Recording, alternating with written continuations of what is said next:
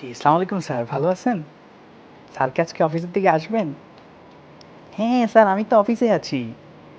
Sir ৫টা বাজে office শেষ হলে কি হইছে? আমি তো স্যার ৭টা, ৮টা, ১০টা পর্যন্ত অফিসে বসে থাকি স্যার। না, না স্যার ফ্যামিলি থাকলে কি হইছে স্যার? এটাও তো আমার একটা ফ্যামিলি। জি, জি স্যার আপনি আসেন, আসেন। দরকার হলে কালকে আজকে সারারাত অফিসে থাকবো স্যার। জি। জি, আসসালামু আলাইকুম।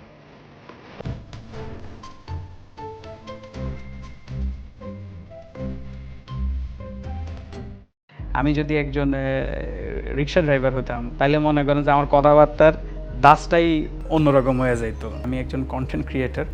তখন হচ্ছে সাথে, সাথে ওখানে হচ্ছে আমাকে রিজেক্ট করে দিয়েছে। কনটেন্ট ক্রিয়েটররা নাকি ২ দিন পর, পর রিলেশনে জড়ায়। এইজন্য আমার সাথে বিয়ে দিল না।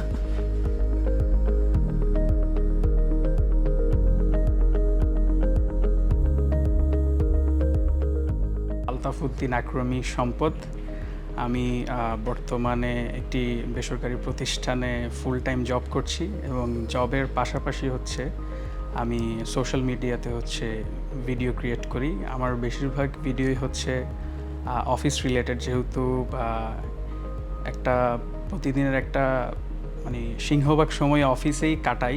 তো অফিসের ফাঁকে ফাঁকে হচ্ছে অফিস রিলেটেড ভিডিও বানাই আর কি। পড়াশোনা হচ্ছে আমি ৫ বছর বয়সে ঢাকায় আসি ফুল ফ্যামিলি সহ।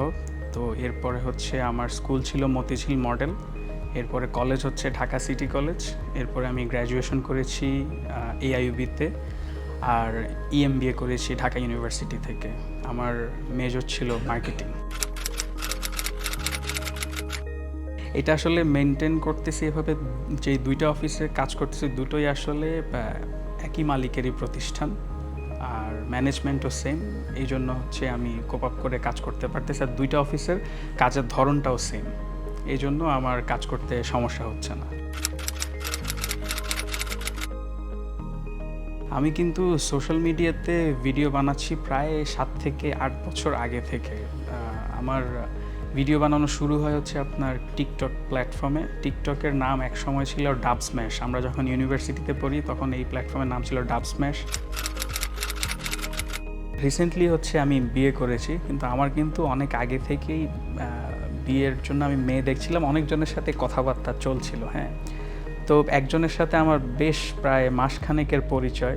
তার সাথে মনে করেন আমি অনেকবার দেখাও করেছি, কথাও বলেছি, হ্যাঁ। তো মোটামুটি ওনারও আমাকে পছন্দ, আমারও ওনাকে পছন্দ, মানে ওনারও আমাকে পছন্দ হয়েছে, আমারও পছন্দ হয়েছে। কিন্তু ওনার ফ্যামিলি যখন জানলো যে আমি একজন কন্টেন্ট ক্রিয়েটর, তখন হচ্ছে সাথে সাথে ওখানে হচ্ছে আমাকে রিজেক্ট করে দিয়েছে। কেন? আমি কন্টেন্ট বানাই এই জন্য। কিন্তু মজার বিষয় হচ্ছে উনিও একটা ওয়েতে কিন্তু কন্টেন্ট বানায়, হ্যাঁ। কিন্তু সেটাতে ওনার ফ্যামিলির কোনো প্রবলেম নেই। কিন্তু আমি একজন ছেলে, আমি কন্টেন্ট বানাই, এই জন্য হচ্ছে আমার সাথে বিয়ে দিবে না।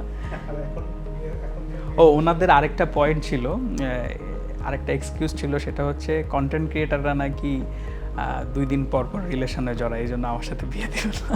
বরঞ্চ এখন আমি যেখানে বিয়ে করেছি, আমার শ্বশুর শাশুড়ি থেকে শুরু করে ওনার বাসার সবাই আমার ভিডিও দেখে এবং খুব অ্যাপ্রিসিয়েটও করে আমার ভিডিও দেখাটা। ইভেন বিয়ের আগে থেকে কিন্তু জানতো যে আমি এরকম কন্টেন্ট বানাই এবং ওনারা যথেষ্ট এই জিনিসটাকে রেসপেক্ট করে।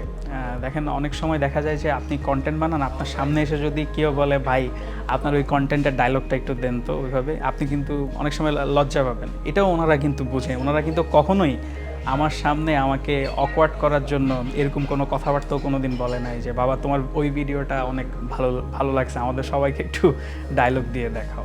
সো এটাই আর কি। অফিসের বাইরে যে ভিডিওগুলো বানাই, 90-95% ভিডিও হচ্ছে আমি উইকেন্ডে করি। ফ্রাইডে, স্যাটারডে, এই 2টা দিনকে আমি ইউটিলাইজ করি এবং অনেক সময় এমনও হয় যে আমি একই দিনে 2টা শ্যুট করতেছি, হ্যাঁ। শ্যুট আগে করে ফেলি, এরপরে হচ্ছে আমার ফ্রি টাইমে বাসায় যাওয়ার পর হচ্ছে ভিডিওগুলো আমি এডিট করি আর কি। এভাবে হচ্ছে আমি টাইমটা মেনটেন করি। আবার অনেক সময় দেখা যায় যে অফিসের পরেও অনেক এরকম অনেক কোম্পানিতে যাই তাদের কাজ করার জন্য আর কি। যেমন হচ্ছে গুলশানে আমার একটা ফ্রেন্ডের অফিস আছে।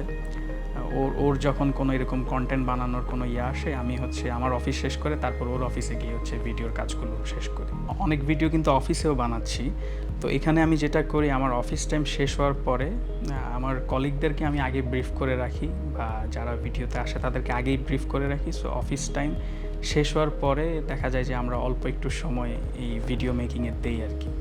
আবার অনেক সময় আপনারা দেখবেন যে অনেক অফিসে লেজার টাইম বা একটু ফ্রি টাইম কিন্তু অফিসে থাকে। সো ওই ফ্রি টাইমে হচ্ছে মানুষজন মানে একজন আরেকজনের নামে বিচিং করতেছে বা কথাবার্তা বলতেছে, হ্যাঁ এগুলা করতেছে। আমরা ওই সময়টাকে ইউটিলাইজ করে হচ্ছে এই ভিডিও মেকিং করতেছি।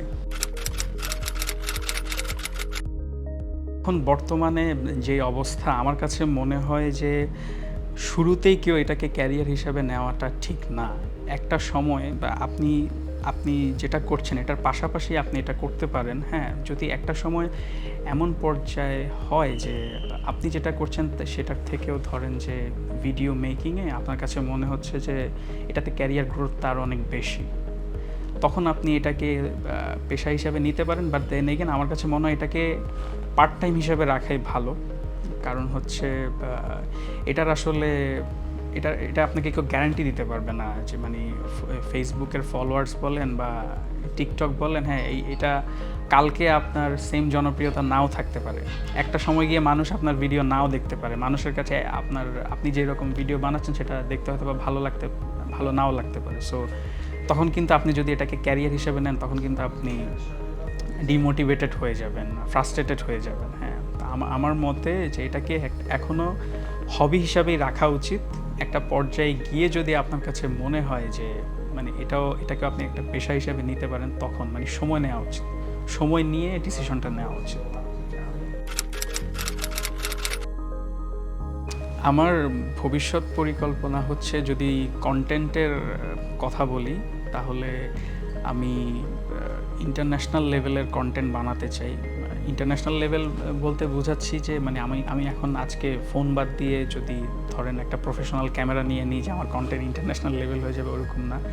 মানে এমন কন্টেন্ট বানাতে চাই যেটা বিশ্বের সব জায়গার মানুষ বুঝতে পারে, এরকম কন্টেন্ট আমি বানাতে চাই আর কি। ইভেন আমার প্ল্যান আছে আমি সামনে এমন কিছু কন্টেন্ট বানাবো যে আমি মুখ দিয়ে কোনো কথাই বলবো না, হ্যাঁ। মানে ধরেন পোস্টার জেস্টারের মাধ্যমে কন্টেন্ট বানাবো, যেটা যে মানুষ ভাষা বুঝেও তিনিও যাতে আমার কন্টেন্টটা বুঝতে পারে, যিনি বুঝে না তিনিও যাতে বুঝতে পারে।